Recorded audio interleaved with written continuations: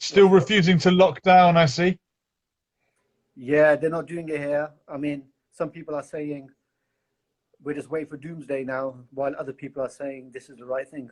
So People keep highlighting Sweden as an example of how not doing a lockdown can work. But I mm, was trying to compare the stats with other countries in the region.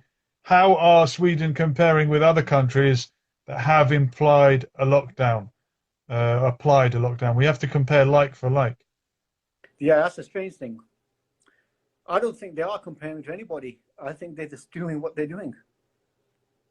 But is that working uh, if you compare it to other similar countries? Like just because Sweden have had fewer deaths than us, it doesn't mean they might have had even fewer had they done a lockdown. Do you see what I'm No, getting at? no. I mean, the only thing they're doing is physical distancing, you can say. Yeah, Apart from that, there's not much else. There's not much else. I mean, if you go into in the supermarkets, they're running as normal.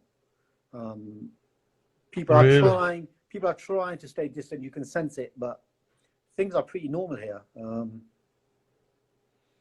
But I think people are careful. I mean, they're not totally careless about it. You know what I mean? I mean, Sweden here, it's like the society is pretty really reserved anyway. So people I've are, heard in Sweden more people live on their own. yes, yes. And you find a lot of old people on their own, especially the older generation. They're living alone. Really? Yeah, yeah, yeah. Yeah, they're So living are alone. they a little bit more isolated anyway? Maybe a virus wouldn't spread so rapidly in Sweden already because of the nature of the society.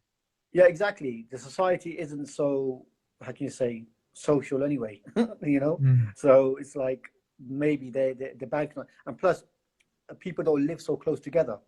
So you might have overcrowded places like London, you know, for example, mm. where people are around and very close together. So it's not like that here.